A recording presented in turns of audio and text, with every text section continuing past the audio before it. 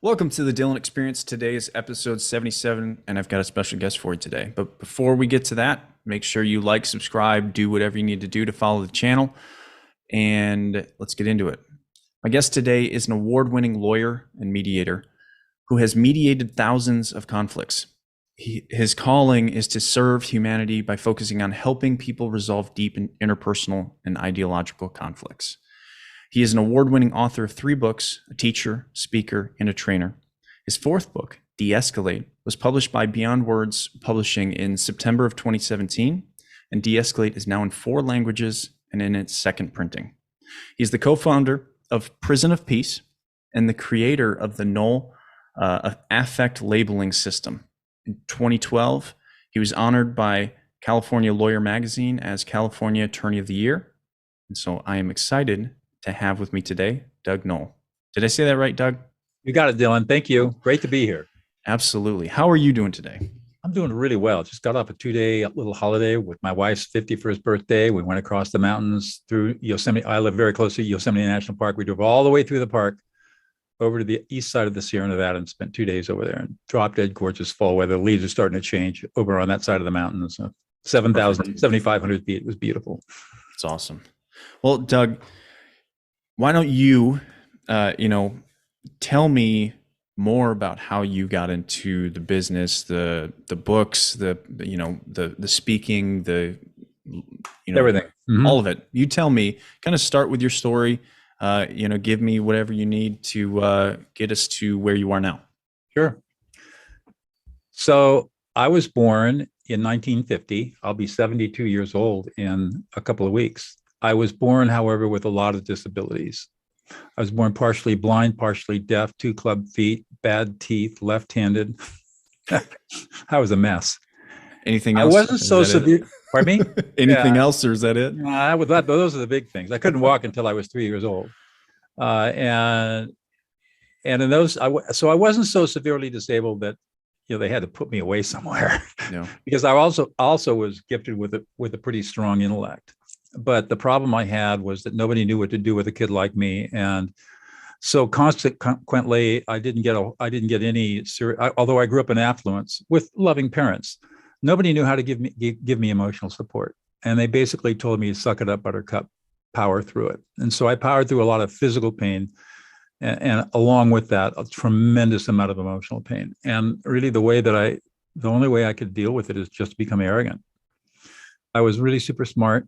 And the only way I felt like I could be protective is to just be isolated and be a rock and push everybody away and be smarter than everybody else. And, which was just totally the wrong strategy, but no one coached me and told me the right thing to do. And I ended up by 4th grade, I was failing in school.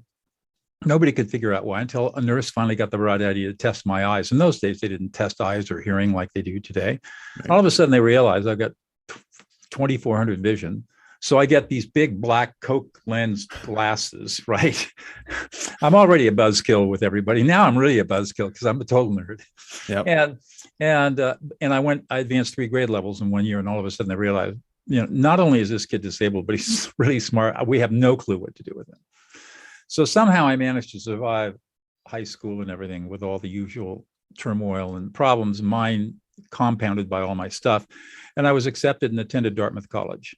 And after college, I came back to California. And in those days, if you didn't go to med school, you went to law school. So I went to law school and did well in law school, and decided that I did not want to go to LA or the Bay Area to practice, to have a career. And so I moved to Central California and clerked for a judge for a year, and then went into private practice and became a trial lawyer. And I was a civil trial lawyer, trying very large commercial business cases for 22 years. Along the way, I picked up the martial arts, eventually earned my 2nd degree black belt. And a couple of days after my teacher awarded me my 2nd degree, he fired me. You're an asshole. You're arrogant. I still hadn't gotten over any of my stuff, right? It was just a compounding.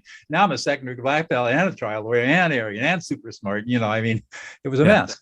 Can I ask what martial art? Yeah, Northern Chinese animal style called Shoshu. Okay. And extremely vicious street fighting. Our motto was we break bones, not boards. And I mean, I remember for my first degree, it was a week-long test, and I got knocked out 3 times, and I not knocked out 2 other guys a couple of times. I mean, it's vicious, and that's full pads. It was tough. So, anyways, my teacher had the insight to send me to go learn Tai Chi. And Tai Chi is the oldest of all martial arts. It's also an extremely vicious, violent martial art when you study it as a martial art, which I did. But it has 2 paradoxes. The first is the softer you are, the stronger you are. And the second paradox is soft to be strong, the more vulnerable you are, the more powerful you are. So soft to be strong, vulnerable to be powerful. Did not compute. But that's how Tai Chi works, because the only way you can move Chi is by being soft and vulnerable. The moment you freeze up, you tighten up, you try to be tough and strong, the flow stops, and now you're defenseless. So eventually those paradoxes became part of me. And one day, some years later, I was in a courtroom trying a case, and the thought came to me, what the heck am I doing in here? So after that trial, I went on a long vacation, thought about it, and came back saying, I'm not going to try cases anymore. I don't know what I was going to do, but this is not my long-term career path. And it turns out that I learned or heard about a new master's degree program in peacemaking and conflict studies being offered at one of our local Mennonite university, Fresno Pacific University. So in the mid-90s, at 47 years old, I was a full-time master's degree student, a 3/4 time law professor, and a full-time trial lawyer. And that was the end of my first marriage. Yeah, that doesn't surprise me at all. So after many, many discussions with law partners, they did not want me to become a peacemaker. They hated the idea. I was the second largest earner in the firm.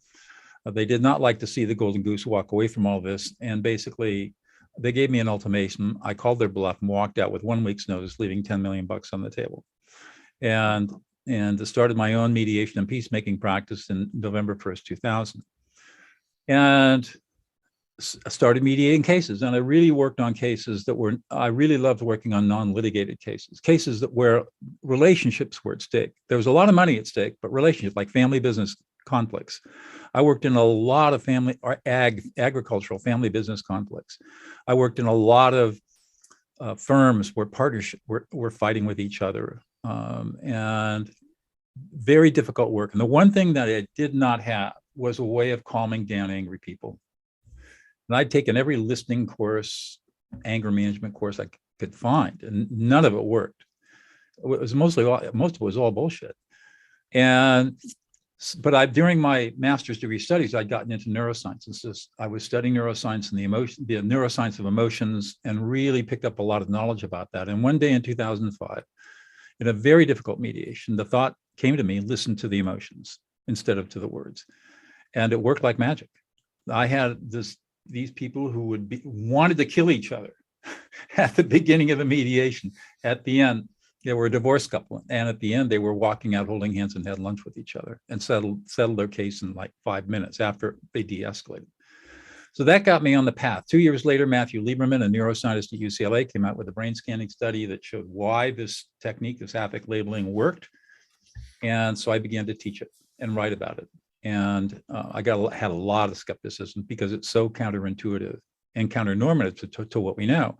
Mm-hmm. So in 2010, I had the opportunity with my colleague Laurel Copper to start introducing this to people serving life sentences in maximum security prisons. And this is the first skill we taught them. And our first cohort were 15 women serving either life or long-term sentences in the largest, most violent women's prison in the world. And 18 months after we started that project, we got an unsolicited letter from the warden saying the prison was no longer that way. It had really quieted down as a direct result of what we were training our incarcerated students to do. Mm-hmm. Today, Prison of Peace is international. We're in Greece, Denmark. We're going to be in Denmark, Nairobi, Italy. We're all over California, Connecticut, Colorado. So it's just expanding rapidly. Sure. And it was a result of inmate requests. They all knew I had published 3 books, and it was there that my students said, "Would you please write a book about what you're teaching us that we can share with our families?" And so that led to the 4th book, De-Escalate: How to Calm an Angry Person in 90 Seconds or Less, which was picked up by Beyond Words, which is an imprint of Simon & Schuster. and has done very, very well received. So in a nutshell, today, I still work in prison of peace. It's more of a I wouldn't say it's a hobby, but it's not my full-time work. I'm right now, I'm really concentrating on training people in these skills. I've got a real focus on schools. There's so much violence and fighting in schools these days, and angry parents. So I'm really putting a lot of focus on helping schools learn these skills. Law enforcement's really interested in my work, and then teaching people, leaders, corporate leaders, how to use these skills to build powerful teams. And so my work is kind of all over the place, and that's what I do. Well, I would love to talk a little bit more about your work if you don't mind.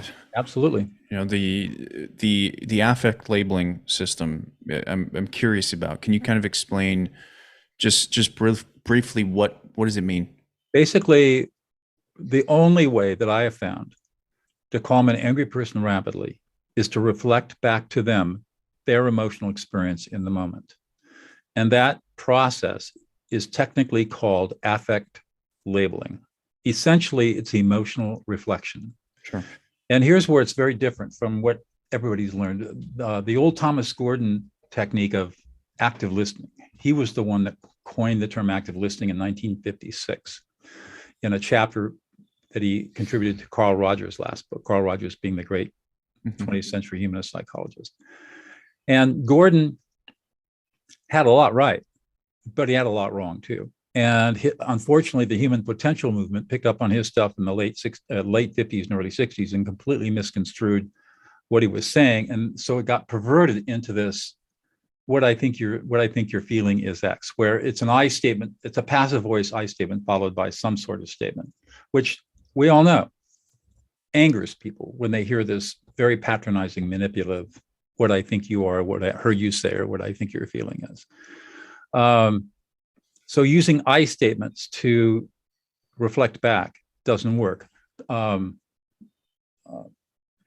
It was picked up in nonviolent communication. The guy who started nonviolent communication was a PhD student at the University of Madison, Wisconsin, out of the same state you're in, and he was about 15 years behind Thomas Gordon in the same department where Carl Rogers was. He basically took everything that Gordon did and rebranded it as nonviolent communication.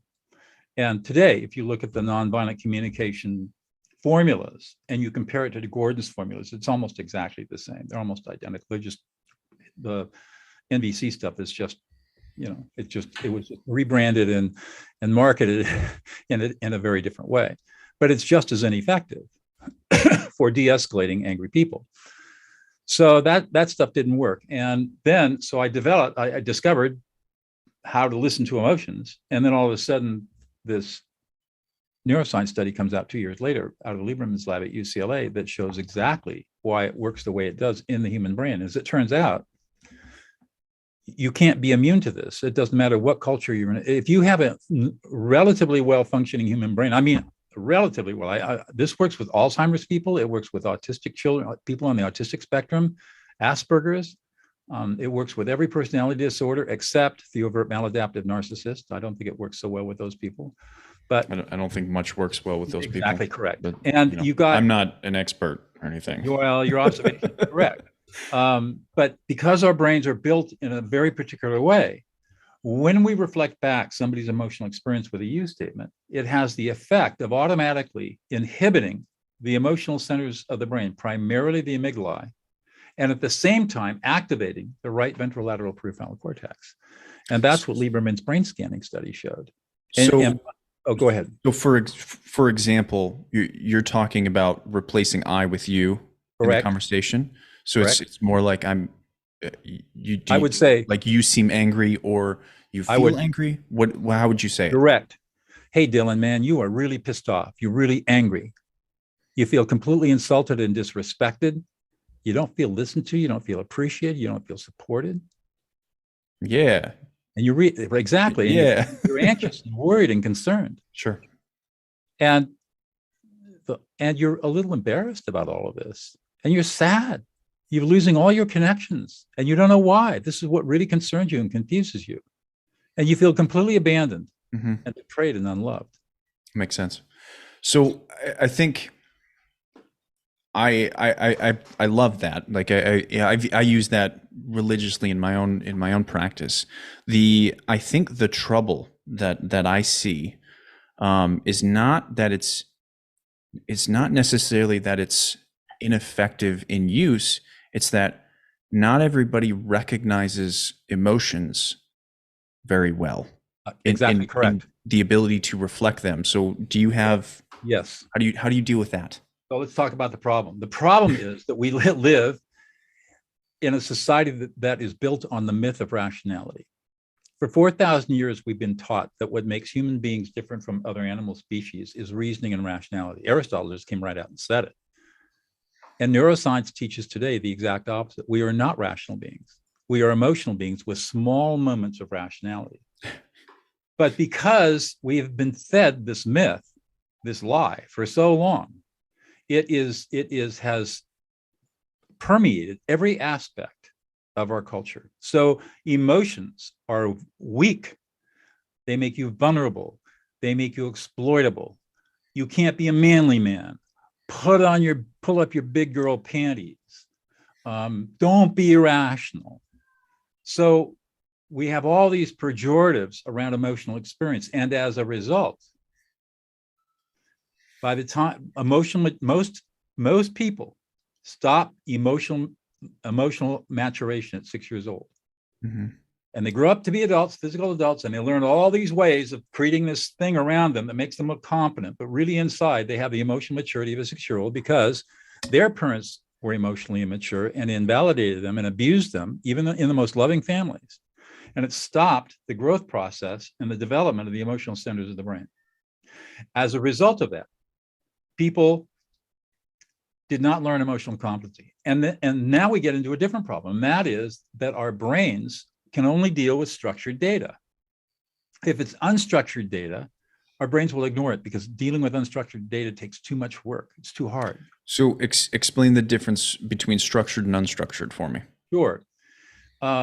Unstructured data is just information that we might have floating around that we don't have in a database. Let's just call it a database that makes sense and is organized and accessible that we can then apply to a problem. Let me just give you an example. Supposing I say to you, okay, Dylan, I want you to give me a quick lecture on invertebrate paleontology. And you don't know anything about invertebrate paleontology, right?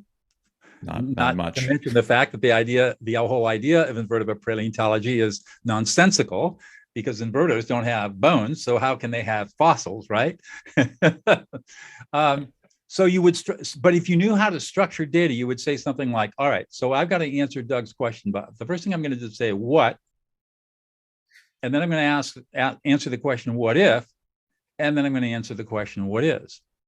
So I'm just going to ask myself inside, what is invertebrate paleontology? And I might say something, well, I'm really not sure about invertebrate paleontology, but the idea of, I just know from my general knowledge that invertebrates don't have bones and therefore they can't leave fossils.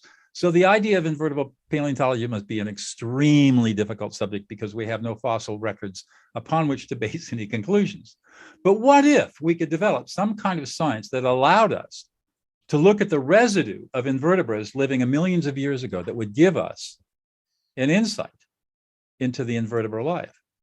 Well, what's next then is for people who study this sort of thing to develop the science further, to think about what are all the different aspects that we can find that would leave traces from which we could draw conclusions about how invertebrates lived millions of years ago. Sure. So I just gave you a 90-second structured description of invertebrate paleontology, not knowing anything about it, right? Because I was able to structure the data by asking the questions, what if, what next? Emotions are the same way. Emotions are data, just like numbers on a spreadsheet. But because we don't have good emotional databases, because we're not brought up to be emotionally competent, emotions slip past us very quickly. And so what we have to learn how to do is structure this emotional data in a way that makes it accessible. And the way we do that is very simple. We simply understand that emotions come in 6 layers. There are the anger emotions, the insult emotions, the fear emotions, the shame, embarrassment, guilt, and embarrassment emotions, the sadness emotions, and the abandonment emotions. And if you just remember those layers, all you have to do is when somebody is emotional with you, they present at some layer, you start in that layer, and then you move up or down depending upon what's appropriate. Now you got these 6 layers, you just start poking at these different layers and see what kind of a reaction you get. And now all of a sudden you structure the data. You don't have to have a huge emotional vocabulary to do this. You need less than 20 words. Mm-hmm. And you can cover 98% of how most people experience their lives. And that's how you do it. And that's what I teach. I teach people exactly how to do that.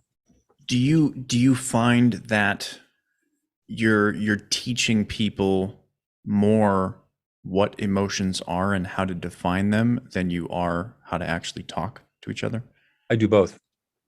Which do you do more of? Well, when in my teaching, in my basic 6 to 8 hour workshop is the first 3 hours is almost all didactic.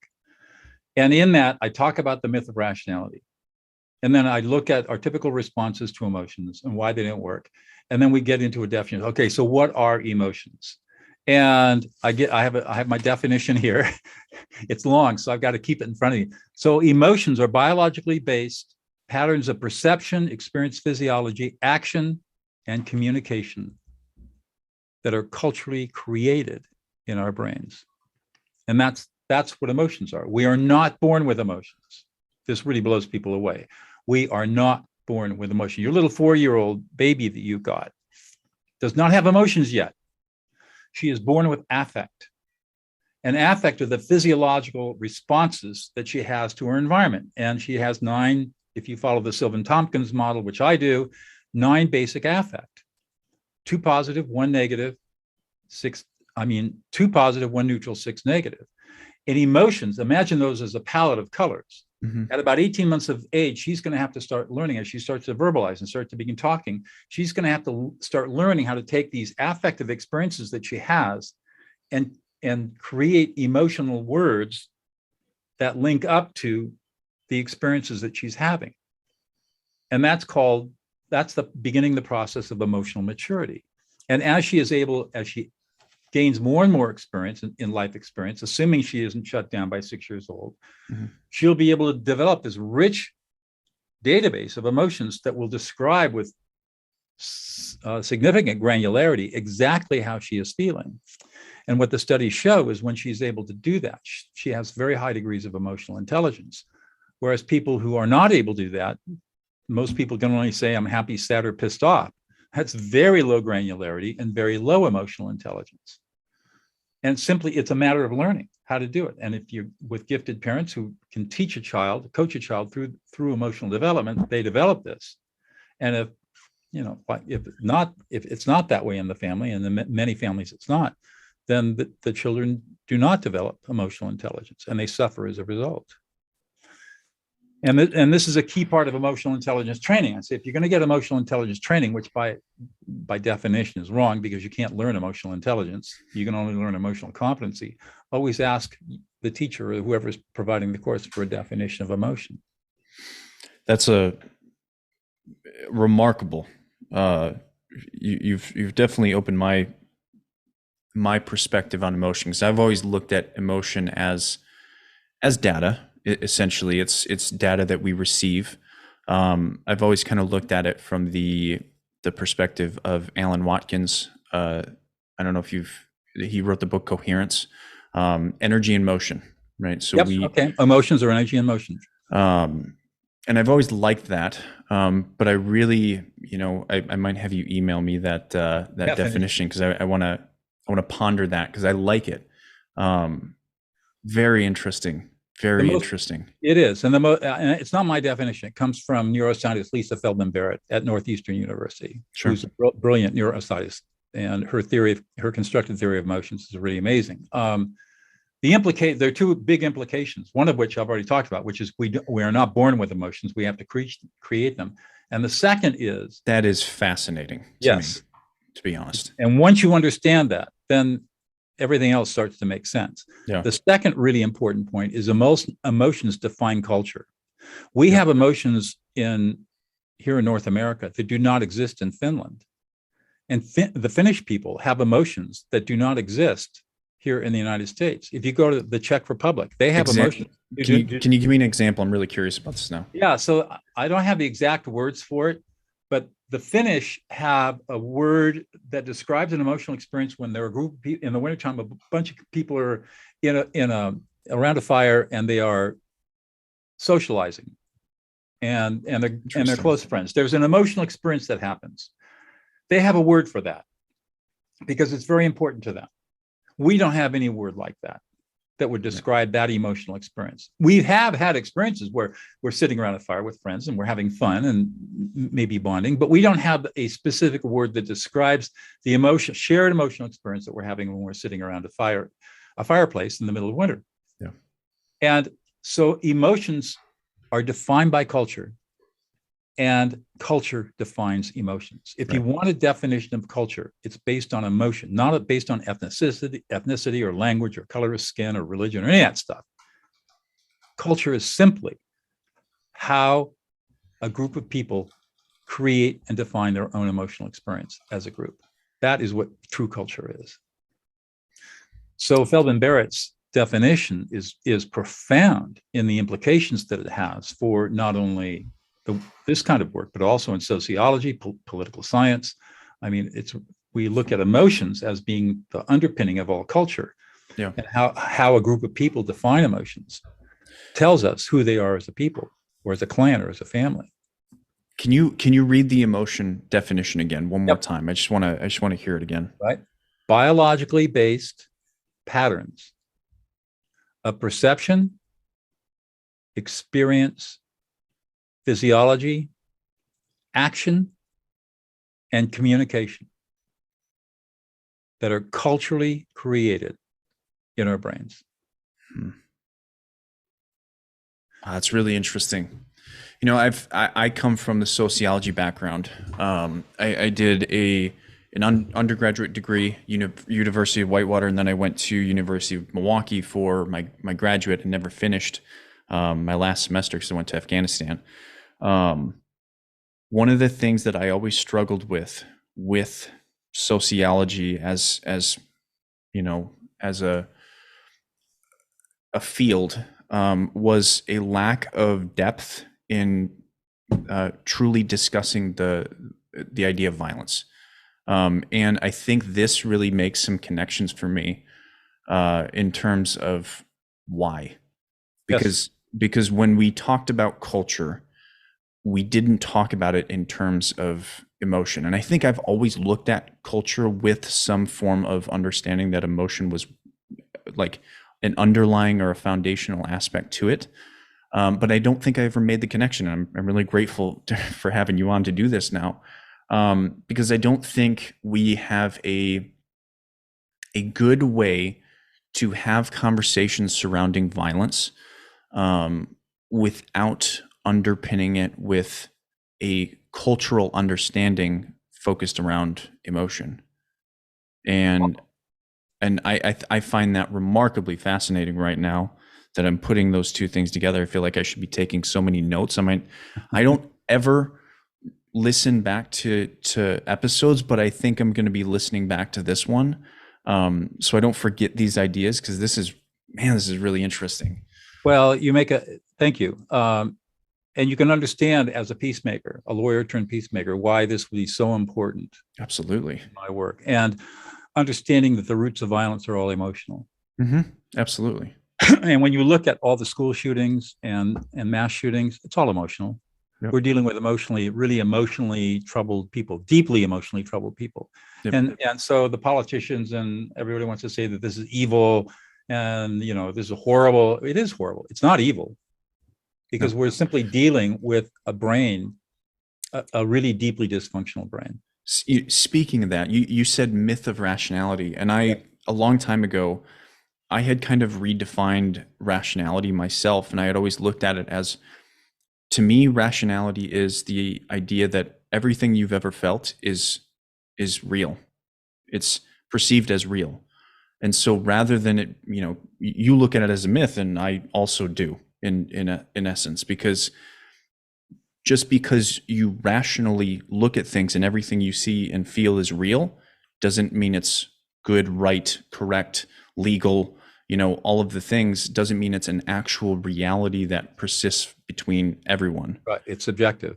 And so, it's very interesting kind of how these things are aligning right now, and how, like, you talk about the myth of rationality, and I've I'll defined. tell you how bad it is. I teach a course at Pepperdine University at the Strauss Institute for Dispute Resolution in the graduate school. Mm-hmm. I teach a course called Decision Making Under Stress and Uncertainty. Oh, interesting. How do we make decisions under stress and uncertainty? And we look at, one of the things we look at is what does it mean to be rational? And it turns out there's no definition of rationality. Yeah. I mean, no discipline. There's not one academic discipline out there that adequately defines rationality, not even economics. The old von Neumann Morgenstern approach, their four basic rules, axioms of rationality developed in 1948 are not true. And they were immediately disproven. As soon as they came out with them, there was a thing they called the Allais paradox that showed that their axioms do not work in real life. So today, even economists say at best we have bounded rationality. If we're in very narrow guardrails, we can say there's rationality, but most of our life is outside those guardrails. I feel like people make it synonymous with logic that it becomes lost. Like there's like rationality and logic. I think there's this interconnection between culture, right? Let's focus on the culture. I think people have looked at it as the same thing, even though it's not. Correct. And I very much like, I still, even through this discussion, I still think I'm maintaining my definition in some way because it's operative, right? You call it the myth of rationality. I call it the same thing, just in different words, where it's real, but it's not real for everyone. And so to me, the reality of rationality is it's more like your own truth, but that doesn't mean your truth shouldn't be challenged and shouldn't be, expressed to be misunderstood or wrong or, whatever. So if you want to look at a broader definition of rationality, it's one way of looking at it is to think of rationality as a way to optimize your decision making. Yeah. But the optimize for what? That's the big question. Right. And good question. Most of the time, what we're optimizing our decision making for is very subjective and emotional. Yep. But the process that we use to optimize our decision making can be categorized in a set of what we call rational processes: critical thinking, analytical reasoning, quantitative and qualitative analysis, scientific method, deductive, inductive logic. These are all tools that fall within the toolbox of what we could call rational thinking. And we use rational thinking to optimize a decision. At least that's what we hope. But the truth is that we cannot use any of these tools until we're emotional first. Correct. Because none of these tools will alert us to a problem in the environment that needs to be solved with the toolbox of critical thinking, for example. Right. So we need to have an emotional reaction to our environment, and then hopefully our system 2 part of our brain kicks in and we say, oh, I've got a real problem here. I need to pull out my toolbox of that might be, we could call this rational thinking, put it in the box of rational thinking. I need to pull out my tools and see which one's going to help me optimize my decision making to solve this problem. I find this so interesting because I come at it from a very different angle. I work with trauma. And so I work with not like what you just said is again, if I'm probably going to say fascinating about 70 times in this episode. You come at it and you say to operate with anything in the toolbox, we need an emotion first. Right. And I come at it from the opposite end of the spectrum is the people that I work with have too much emotion. Correct. They do. And that's like, and they can't optimize because right. they're people who have suffered trauma, especially PTSD. They have a physiological condition where their amygdala, the 2 little almond-shaped things back in their inner brain, they're hypo enlarged. Yep. So they become super, super sensitive to every single input, every single memory, every single thing that triggers an emotional response until they are completely overwhelmed.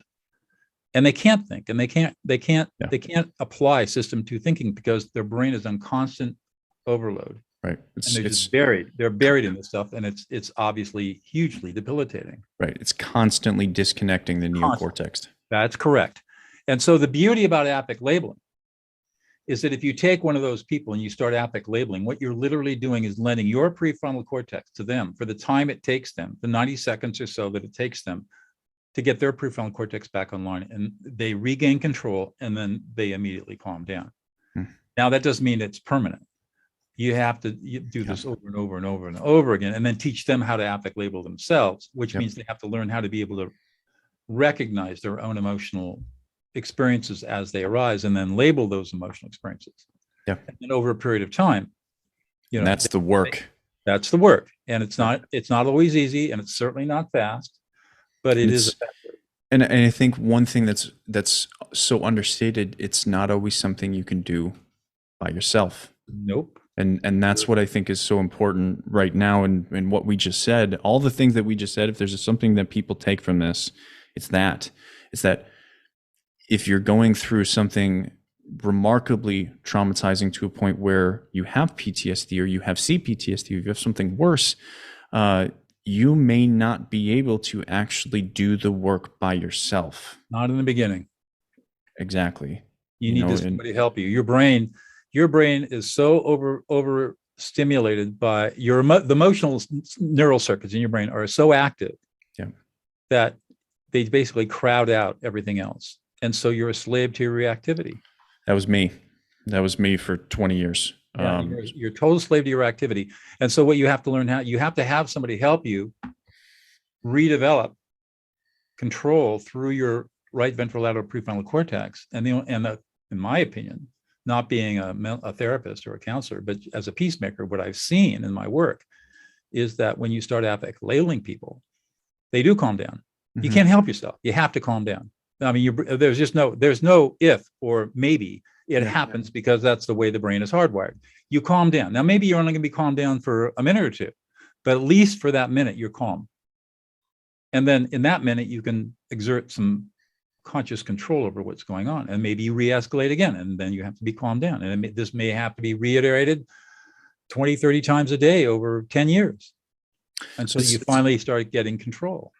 It's interesting because, again, I go back to Alan Watkins.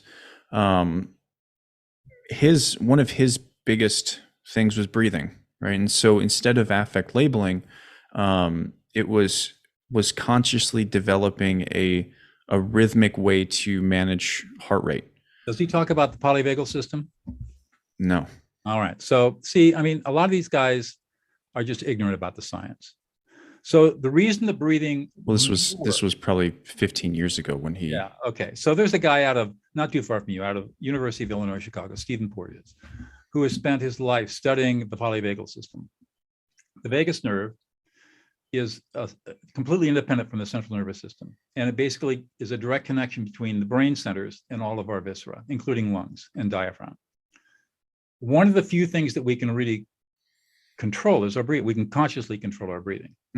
And without getting into all the hard science, basically the viscera are sending information to the brain is sending information to the viscera are all talking to each other through the polyvagal system. And so when we get stimulated, everybody's in panic mode. The unmyelinated system is active, the myelinated system is suppressed, and now it's fight or flight. And if you learn how to take deep breaths, as so many people have done for so many years, basically you're consciously telling everybody inside you, calm down, everybody, it's all okay. I'm breathing slowly. The problem is it takes too long.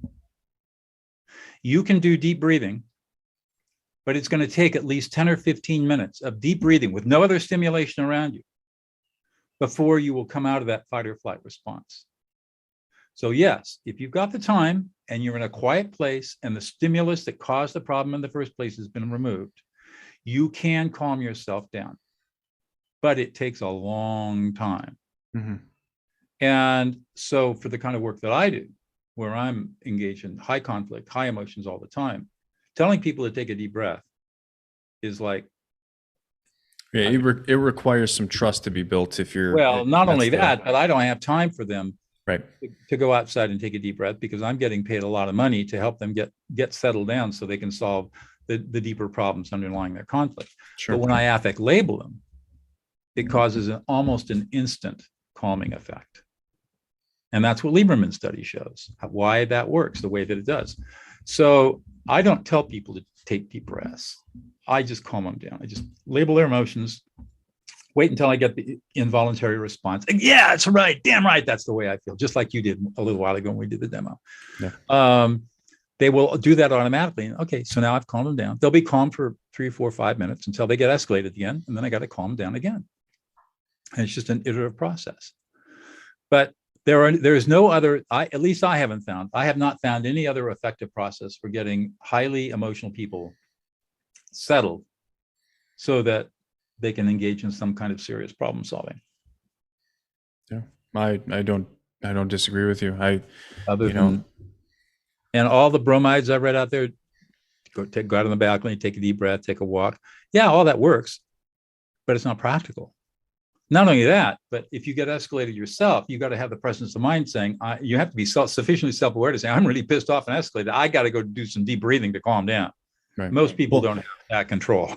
I come from, I come from a practice that I'm not dealing with, the high tension environment of having two people trying to attack each other.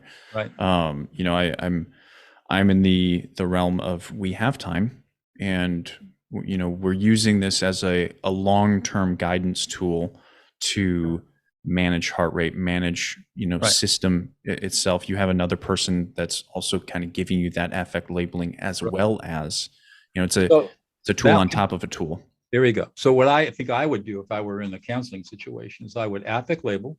Mm-hmm. I get somebody would get escalated about something, affect label until they calm down. Then I would say, all right, take a minute, close your eyes, and just breathe. And then maybe I'd have them do a visualization, yep, like a waterfall in a pond, something very calming. And then, all right, now, what are you experiencing now? And then have them start to label what their experiences are. And when you were escalated, what were the emotions that you were experiencing them? And begin to teach them emotional self-awareness. Yeah. Yeah. I mean, I think that's always going to be one of the hardest things to teach anyone. The beauty about affect labeling is that imagine working in a maximum security prison, mm-hmm, with murderers. I mean, this is what I've done for the last 12 years. No emotional intelligence, right? No emotional self-awareness. Yeah. But what we've learned is that when we teach them how to affect label, they develop emotional self-awareness very, very quickly. In fact, it takes about 5 to 6 weeks, and they completely change as human beings.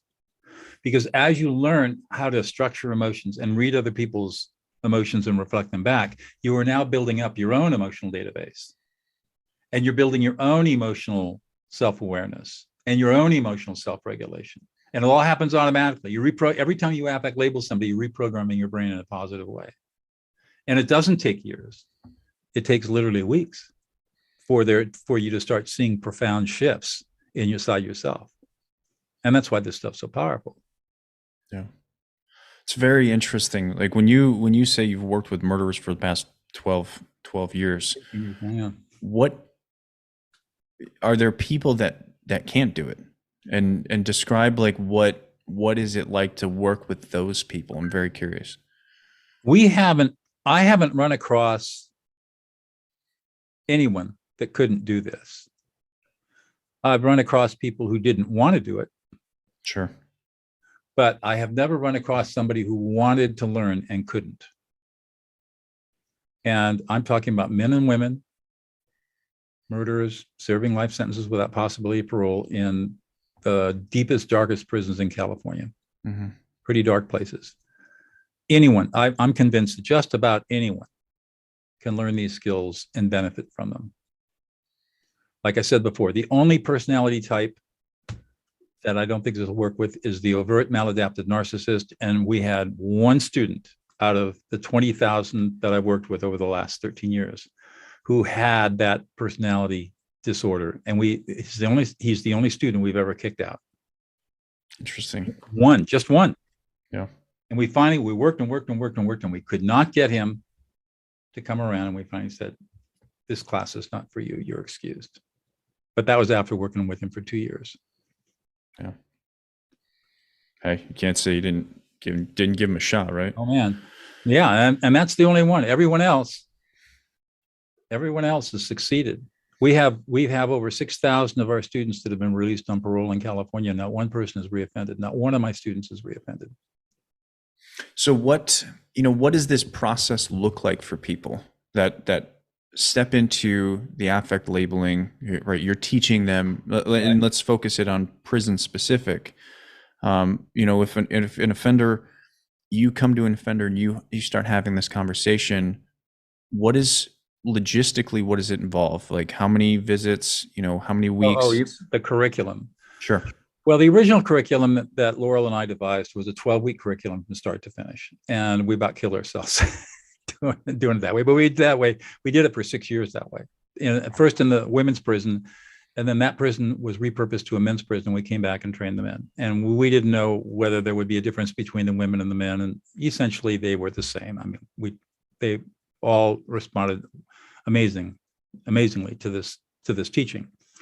The first thing that we teach them the very first day is how to do this listening. We call it 4 levels of reflective listening: mirroring, paraphrasing, core messaging, and affect labeling. And we're talking about the 4th level, the deepest level of affect labeling. And what we teach is a 3-step process. First of all, ignore the words. If you're dealing with any kind of emotional person, doesn't matter what the emotion is, the first thing you learn to do is to ignore what they're saying. It becomes white noise. It has no meaning for you. Mm-hmm. And when you do that, 2 things happen. 1, you're not likely to get triggered yourself. And 2, you free up bandwidth because you're not processing what they're saying. You free up the bandwidth to do the next 2 steps. The second thing we teach is what we've already talked about: how to read the emotions, how to read I call them emotional data fields. We all have emotional data fields. We're constantly filling data fields around us with emotional data. And it turns out that through evolution, our brains are exquisitely hardwired to accurately, efficiently, and quickly ascertain the emotional experience of another person. We can do this. It's very easy. The reason that we don't develop the skill is for the reasons that I've talked about. We have this myth of rationality that puts down this idea of reading other people's emotions. And so we ignore this latent ability that we have. So we wake up that ability. We teach people how to do that. Right. And then the 3rd step is your consciousness is becoming aware of the emotional experiences of people, you find the layer, one of the layers, and you simply repeat back the emotional experience. You are angry. You are disrespected. You are worried or anxious. You are afraid or you're anxious. You are embarrassed or shamed. You're sad, you're depressed, distressed. You are abandoned, unloved, unworthy, betrayed.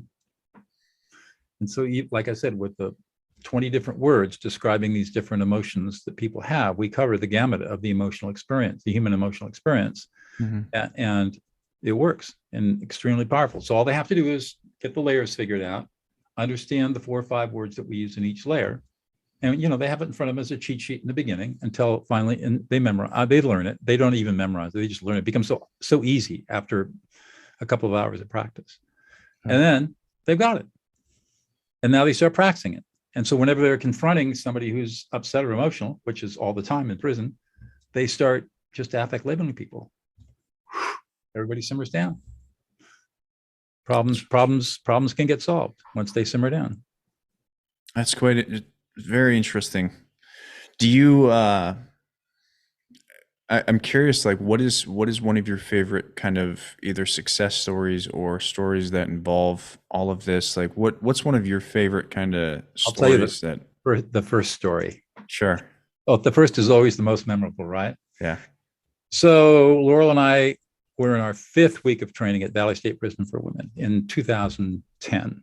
And we came into this dingy conference room on D Yard where we were training. And believe me, this is not corporate training at a Hyatt Regency or a Marriott, right?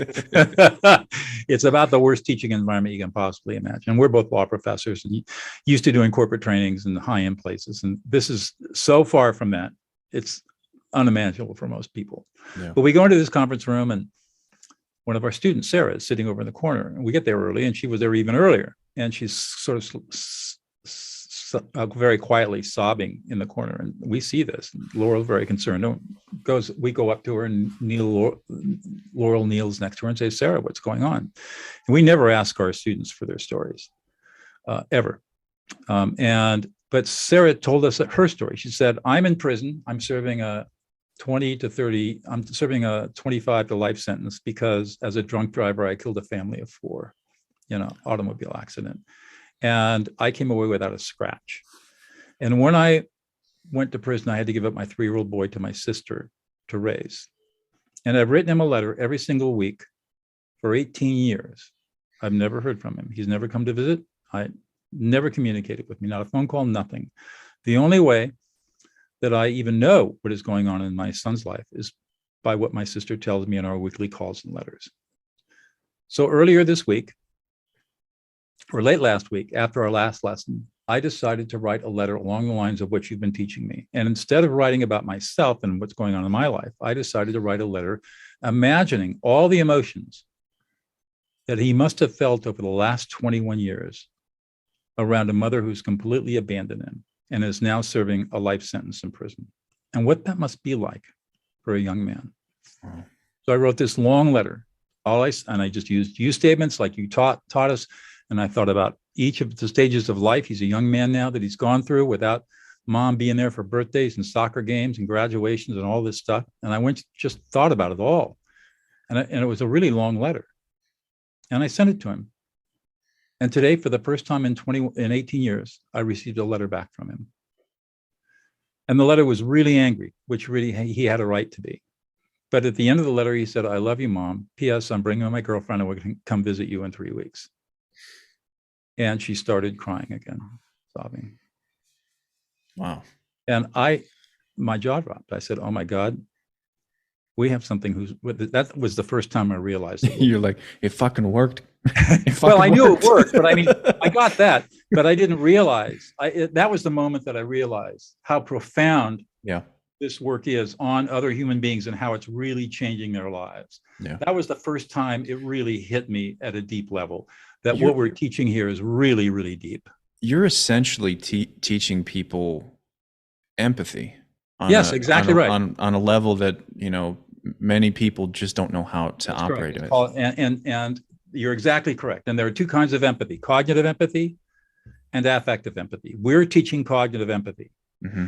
And as we tell our students, whether they're inmates or the senior analysts at the Congressional Budget Office, where I've gone to train senior analysts how to de-escalate members of Congress and staff, affective empathy develops as you develop your cognitive empathy. Cognitive empathy is reading the emotional data field and reflecting back the emotional experience with a you statement. When you develop affective empathy, you literally feel what the other person is feeling. And then whatever experience you're having, you reflect that back as their experience. Yep. And affective empathy is much more powerful than cognitive empathy. And you develop affective empathy by practicing cognitive empathy. Yep. And empathy is a skill that must be learned. It's like riding a bicycle. Mm-hmm. You cannot teach yourself empathy. You do not have empathy as a human being. It has to be taught to you. We have a capacity for it. Mm-hmm. Just like we have a capacity to ride a bike, right? But it's got to be taught and learned and mastered, just like everything else. And people get empathy and compassion and sympathy all mixed up, and our society is a mess around all this stuff because nobody really understands all the differences. And the beauty of neuroscience is that it's opening up our knowledge, so we now can understand all of this stuff. I honestly had no idea what empathy was when I was in college. I was 23 years old when I first recognized what it actually, I actually looked up the word and I was like, wow, that's really interesting. Yeah, let me give you a definition of empathy. Again, I'm all about definition, precision. Empathy is the ability to assimilate, interpret, process, understand, and reflect back the emotional experience of another person with a you statement. That's empathy. My operative definition, right? And keep in mind, this is an operative definition, right. Something very simple and useful: listening to understand. Right. Listening to emotions to understand. Right. Well, it's like Again, it's operative. So like listening to me is also an observation, Right. but I'm not going to sit here and go listening and observing to understand. I just want to make it really quick and simple. Right. But yes, I would take a little bit of issue with that, is that we listen to understand, but our conditioning is to listen to words. And that's not empathy. true. We It's have to. it's an operative definition. So Right. like when you say all of what you said, Mhm. that's how I operate with it. I'm digging far deeper than words. I'm looking at how you are expressing them, right? Going back to the Mayrobian kind of Right. Exactly. discussion. 93 and 7. Right. The numbers, can be questioned, but at the same time, the body language is important, the tone is important, all of everything else but the words. Even the words.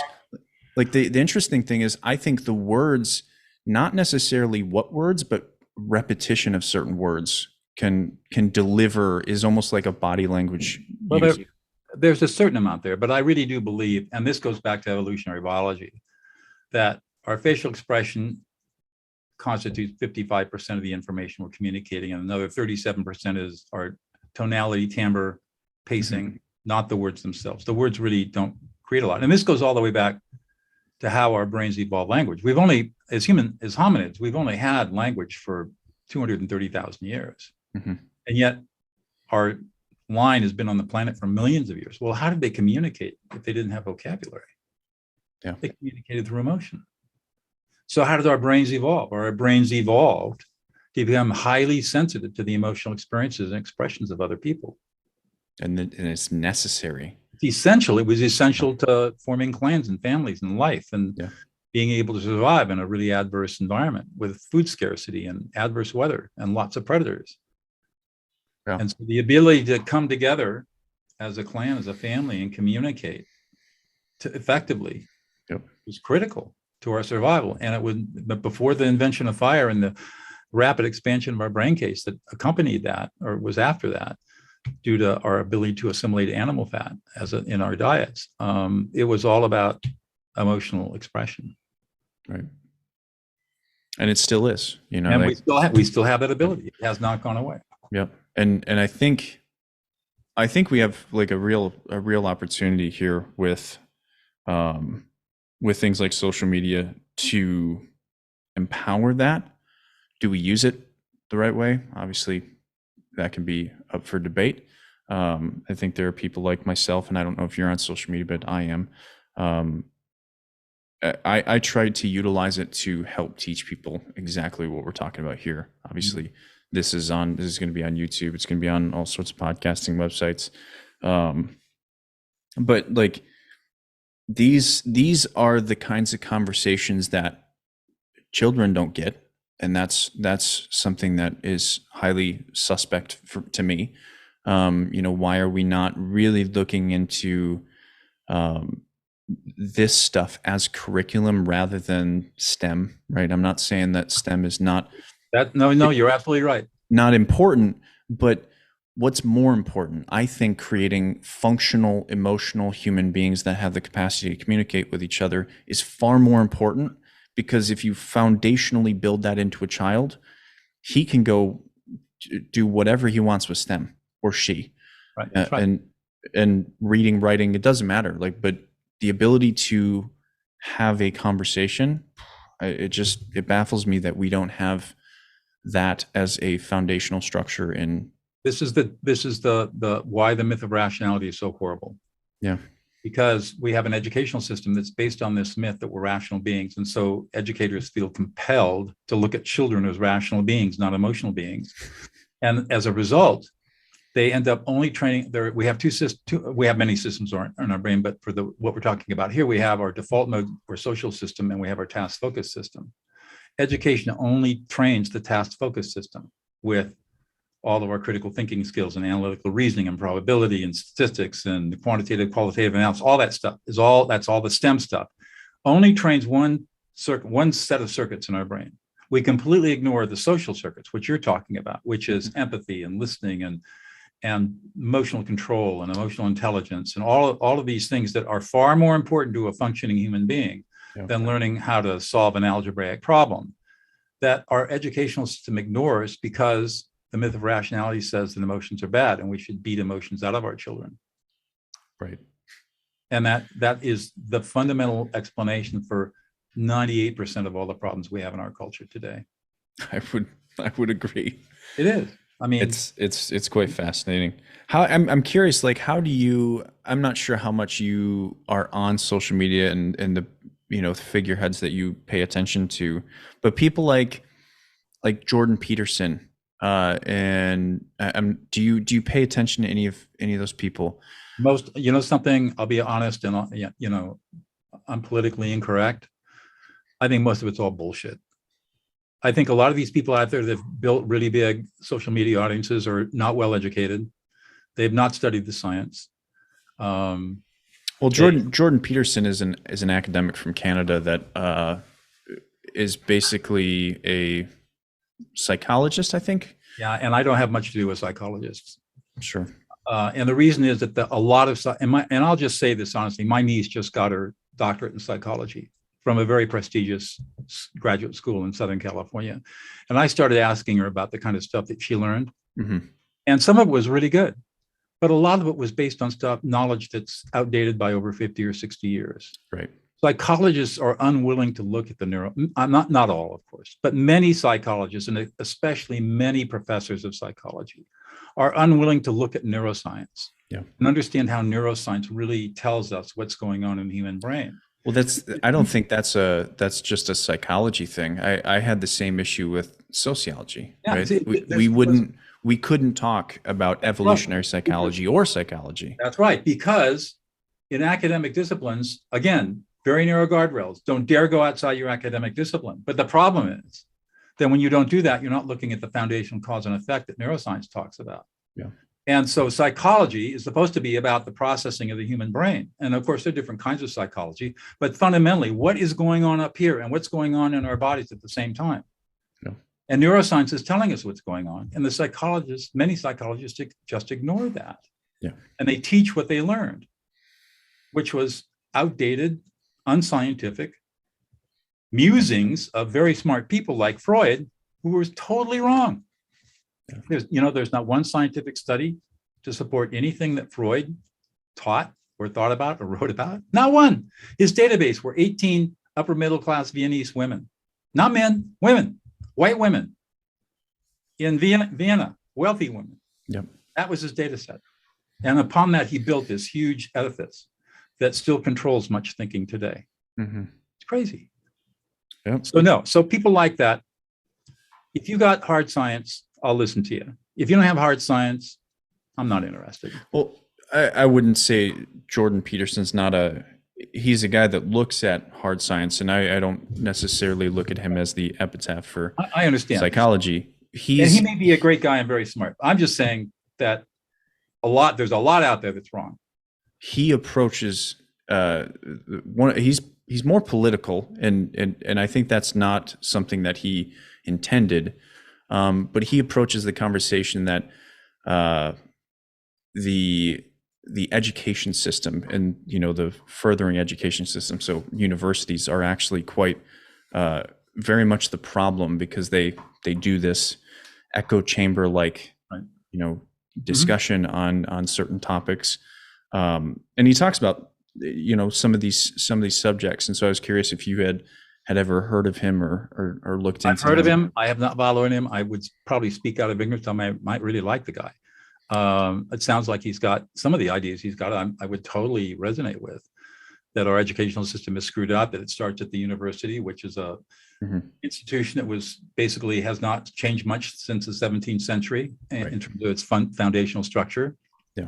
And as a colleague of mine explained, the endowment system they have and the way they developed the universities was developed in the 1920s to exclude Jews and blacks from prestigious universities. Yeah. So our whole development system is all based on white supremacy. I mean, there's a lot of bad stuff out there. And if Peterson is talking about that kind of stuff, yeah, I would agree with all that. But to your point, frankly, I do not spend time on social media listening to other people. I don't own a television set. I don't listen to the radio. I curate my information very carefully. It's balanced. I'm a very intelligent guy, and I'm obviously a didact. I'm a self-learner. Mm-hmm. I have multiple graduate degrees, but no, I don't spend a lot of time listening because I have not seen a lot of people that add value. Very few people that I've seen on social media add value. Yeah. Most of them take away value. I agree. Which is my time. Yeah. I have spent a lot of time on social media. I've built a following of nearly 600,000 followers at this point on TikTok, and Wow, good for you. I would also agree with you. I use it for the business aspect of Sure. of So do I. collecting people to work with. Right. And that's and exactly so how I use it. Mhm. Exactly. But you won't find me out there spending my spare time saying what's going on TikTok, Facebook, or Instagram, or sure. YouTube. But I do have YouTube channels, and I've got a YouTube channel with 80,000 subscribers. Yeah. But do I go out and interact with people? I will respond to comments, but Yeah. I'm not going to spend. Well, I think that's YouTube videos. If there's one way to approach social media, I think that's actually a really beneficial and healthy way to do it. I think the consumption of social media, dependent on how you consume, and like you said, I think it's very important to learn how to sacrifice certain things, right? You should sacrifice entertainment for the benefit of things like learning and development and growth. So if you're following an account like yours, Doug, where it's adding value to you, you're taking away something from it that's actually providing direction and guidance, I think it's beneficial. But if it's keeping you glued to this device that is taking away your time, taking away your energy, taking away, from your life, essentially you're making a decision that is, obviously not good for you. I agree. And so, like as all things, there is both good and bad in all of it. There's both right and wrong in all of it. It is what it is. I spend a lot of time on social media because I'm actively trying to understand more about culture through it. And so it's a dangerous game I play, though, because in doing so, I find I fall into that trap as well. So I have to be careful. There's times where I'm like, you know what, I'm not touching it for a couple of weeks, because I'm researching right now for a book that I plan to write in the future. And so I find that my research slowly kind of drifts into a realm that I'm not fully comfortable with anymore. So I have to, consistently kind of purge some things going on in my life. But I find this conversation remarkably interesting with you, Doug, and I greatly appreciate it. You've definitely opened my eyes to a lot of things. I think I'm going to probably go back and watch this one again for sure, which I rarely do, and probably learn a few more things that I think I missed throughout this. But I want to give you a chance to, is there anything else that you've got coming up that is something that people should be looking forward to, or something that they can find you doing? I would say that if what we've talked about today resonates with you and you're interested in learning more, I've created a webpage for the audience that is listening here, Dylan, called dougnoll.co/Dylan, DYLAN. So it's Doug Noll, DOUGNOLL.co/Dylan. And on that page, you can get a free ebook that describes how affect labeling and the science and how I discovered it and how to do it. You can get a copy of my fourth book, De-Escalate. You can buy, for less than $200, you can buy my online video course, De-Escalate, How to Calm an Angry Person in 90 Seconds or Less, which will, in a video course, teach you how to do it. And it ends with a practice exercise where I'm screaming at you. And if you can go through the affect labeling process and not get upset when I'm yelling at you, then you've got it. And then the last offering is my more advanced developing emotional competency course and advanced emotional competency course. So those are all on the web page, on that page. And then from there, you can go off and explore the rest of my website. And I have a lot of blogs, access to YouTube videos on my blogs and stuff like that. And so there's just a lot of information. To your point, I'm trying to improve the world by putting out valuable content that's based on science. not based on pop psychology or just ideas that have. If I don't have the science to support what I talk about, I don't talk about it. Sure. And so I'm hoping, yeah, it should be a great place for resources. Absolutely. And that will be linked below for anybody that's following this right now. But before you go, Doug, I got to ask you one question. I ask everybody, so you can give me your answer, and you can give everyone your answer, and I'm sure people will take away from it some great benefit. If there was one message you could leave the world, Doug, what would that be? I would like you who are watching this or listening to this, and you, Dylan, too, to learn how to listen another person into existence. You do that through affect labeling. Because every time you listen another person into existence, you deeply validate them as a human being. And for many people, this is the first time they have ever felt acknowledged and validated as a true human being. And it may be the first time they have ever felt emotionally safe in the presence of a human being. When you listen another person into existence, it costs you nothing. It's a free gift you can give to anybody. And every time you listen another person into existence, you're throwing a pebble into the pond of peace. And those ripples are spreading out infinitely, affecting other people in ways that you can't even understand, just as Sarah demonstrated in her story to Laurel and I that fateful day in June of 2010 in the most violent women's prison in the world. And so I challenge you to be peacemakers, not by doing big stuff, but by doing little stuff. Every single person you come across, you can listen them into existence, validate them. They will be grateful. You will be reprogramming your brain in a powerful way. And more importantly, you will be contributing person by person to a more peaceful world. I love it, Doug. I appreciate it. I thank you for coming on the podcast and sharing all your wisdom. It's fascinating, as I've said before. And for all of those that are listening, make sure you go connect with Doug. Go check out his website. Link is below. And I just want to thank you for joining us on this week's episode of The Dylan Experience. You're welcome. Great conversation. Absolutely.